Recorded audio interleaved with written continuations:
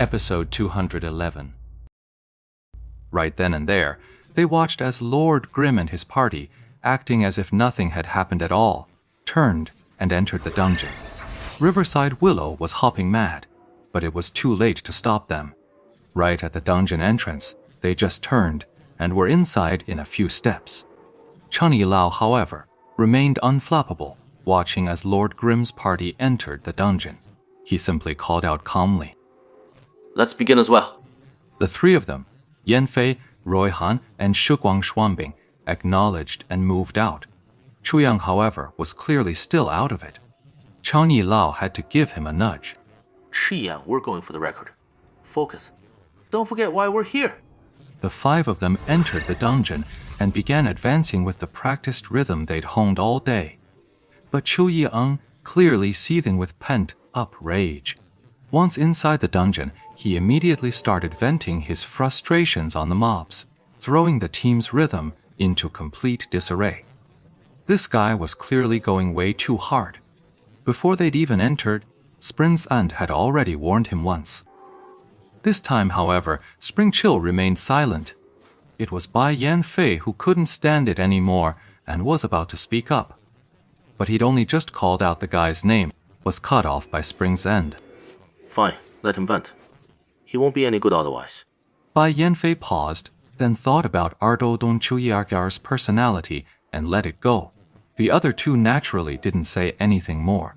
For this entire dungeon run, Ardo Dong Chuyi's earth was basically operating outside the team's coordination. The dungeon run's progress was clearly and very much unsatisfactory. That guy called Lord Grimm. He wouldn't be deliberately provoking Chu Yang just to throw us off our game, would he?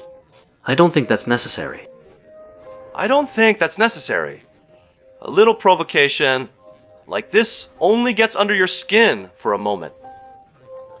Dungeon competition isn't like a PvP match, where a few wins or losses decide the outcome. If we can't clear it today, we'll just come back tomorrow. We could even grab a fresh account and be back in no time. Is he really gonna camp here every single time, trying to mess with us by taunting? Then, what's the point of all his blabbering? Could he really think Blue River is stronger than Ardo Deng Chu Yi'eng? What do you all think? Ru Yeheng glanced at the other three. With Rao and Chu Yang present, they couldn't openly discuss it. And right now, they were pushing the dungeon. It wasn't like they could conveniently all gather in one spot. As they fought and moved, the four of them kept exchanging information. I think Blue River is definitely very consistent in dungeons, but to say Riverbank, Willow is worse than him. I really don't buy that. We've all been working together all day. I think it's clear to everyone that Ardo and Chuyi NG meshes with us just as seamlessly. Even Lan Eshe might not be able to do better. Dawn Frost, who rarely spoke up, said, but at least in a situation like this, I don't think Blue River would be swayed by his emotions like Rivebank Willow. Could it be that?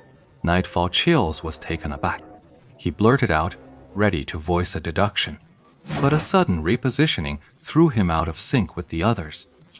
He'd shifted toward the far bank, near the drooping willows, and quickly swallowed his words. As soon as their positions crossed again, Bai Yanfei quickly asked, What's that could it be? You just mentioned.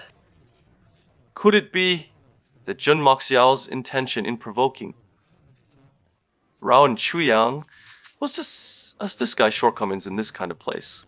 Cheng Yilao, who had remained silent throughout the discussion.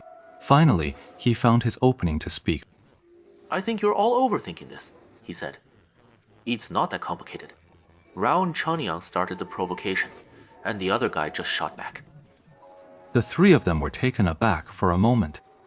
That explanation made perfect sense. Don't overthink it. Focus on the dungeon, right? The three of them acknowledged. After this dungeon run, the results were naturally poor, clocking in at a full 30 minutes. A far cry from the record, breaking time they were chasing. After the dungeon run, Cheng Yilao didn't say much. Rao and Chui Yang wasn't an idiot. He surely realized it himself. The second time, Chen Yilao announced it flatly. The issue of Rao and Chu Yang's emotional outburst the first time was just quietly swept under the rug. No one mentioned it.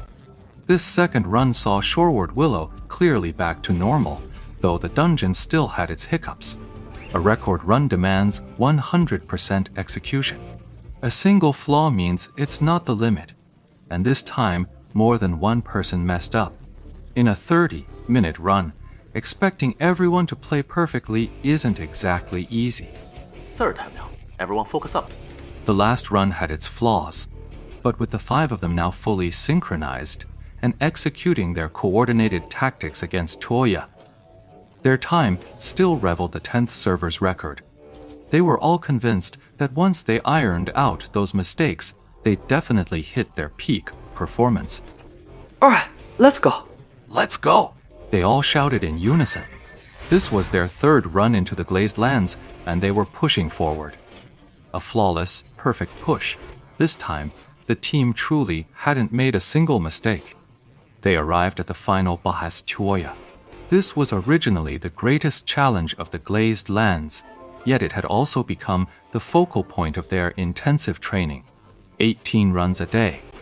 Their teamwork against Tuoya had become almost instinctive, flawless even in their second run, where mistakes had been made. They didn't make a single mistake against Tuoya. That's where the practice, focus lies.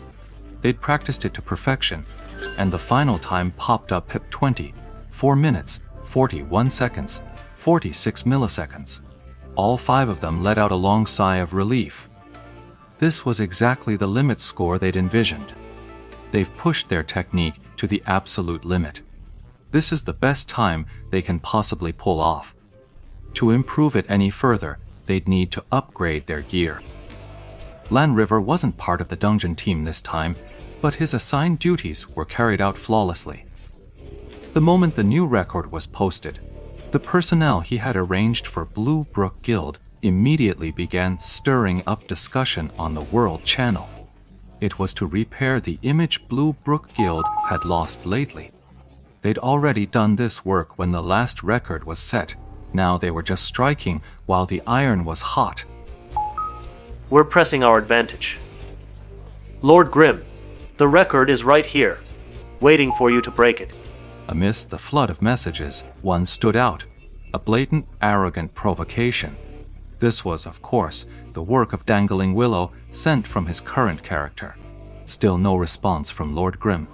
Ardodeng Chuyiong persisted, spamming the message over and over.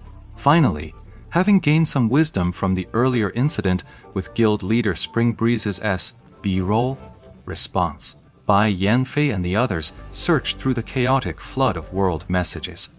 They finally realized that Lord Grimm hadn't ignored them. His reply, like Spring Chill's B-roll, was just so brief it had slipped right past them. Lord Grimm's reply was just as brief. 3 simple words: when I'm free. When Rao and Chuyang scrolled to this message, he nearly choked on his own rage. He kept up his tirade on the World Channel, demanding a new record, demanding a one-on-one duel. This time, Shoreward Willow paid close attention, scrutinizing each reply as it came. Lord Grimm was fairly decent about it, replying pretty quickly. Only the content of the message had changed a bit. It was still those same 3 words: I'm free.